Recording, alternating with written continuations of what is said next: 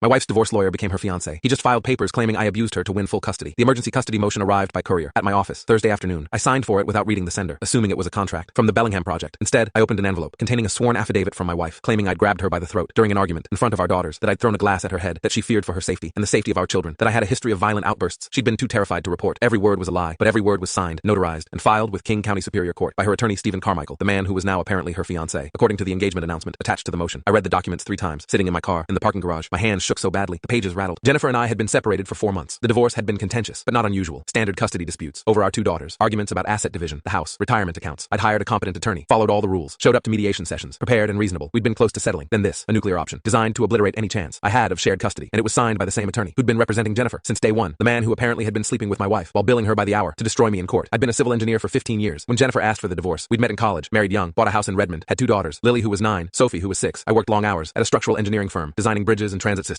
Jennifer had been a marketing director until Lily was born, then decided to stay home. For a decade, our life had looked perfect from the outside. Soccer games on Saturdays, family dinners most nights, annual trips to the San Juan Islands. But underneath, we'd been drifting apart for years. I'd buried myself in work. Jennifer had filled her time with yoga classes, book clubs, volunteer committees. We'd stopped really talking somewhere around Sophie's 3rd birthday. By the time Jennifer said she wanted a divorce, I wasn't even surprised. Sad, yes. Relieved, maybe a little. Surprised, no. She'd filed in January, citing irreconcilable differences, standard no-fault divorce in Washington state. We'd agreed to try mediation before litigation. Jennifer hired Stephen Carmichael based on a referral from her sister. Carmichael had a reputation. Aggressive, expensive, wins ugly custody battles. I'd heard his name before from colleagues who'd gone through divorces. He didn't come cheap, charging $400 an hour. But Jennifer said she wanted someone who would fight for her. I'd hired a more moderate attorney, Patricia Delgado, who specialized in collaborative divorce. My goal was to minimize damage, keep things civil for the girls, split everything fairly, and move on. Jennifer's goal, apparently, had been something else entirely. The first mediation session was in February at a conference room downtown. Patricia and I arrived early. Jennifer came in 15 minutes late with Carmichael, who looked exactly like you'd picture. A high-end divorce attorney, mid-40s, expensive suit, silver hair cut precisely, an air of controlled aggression. He shook hands with everyone, smiled pleasantly, then spent the next 3 hours demolishing every reasonable proposal we put forward. I'd offered to keep the house, buy out Jennifer's half of the equity, maintain the mortgage, and let the girls stay in their school district. Carmichael said the house should be sold. Jennifer should get 60% because she'd sacrificed her career to raise the children. I'd proposed alternating weeks for custody. Carmichael said Jennifer should have primary custody, with me getting every other weekend because my work schedule was unpredictable and the girls needed stability. Everything I suggested, he had a reason why Jennifer deserved more. Patricia pulled me aside during a break, said this was going to be expensive if we couldn't settle. Carmichael wasn't interested in compromise. He was positioning for a court battle where he could maximize Jennifer's outcome in his own billable hours. I asked if that was normal. Patricia said it wasn't abnormal, but it was unnecessary. Most divorces settled. This one could too, if Carmichael would stop grandstanding. But something about the way he'd looked at Jennifer during the session bothered me. Not the way an attorney looks at a client. Something else. More protective. More personal. I told myself I was imagining things, that I was looking for reasons to be angry because the divorce hurt, that Carmichael was just doing his job. The second mediation session was in March. This time, Carmichael arrived with a file 2 inches thick. He had documentation of every financial decision I'd made in the last 5 years, every expense, every business trip, every late night at the office. He'd somehow gotten access to my work calendar and highlighted every evening I'd missed dinner with the family. I started noticing things after that session, small details that didn't quite fit. Jennifer would mention something Carmichael had said, advice he'd given her about parenting schedules or financial planning, but the context would be wrong. She'd say he told her this during a phone call at 8 at night or over coffee on Sunday morning. Full story is linked below or on my channel.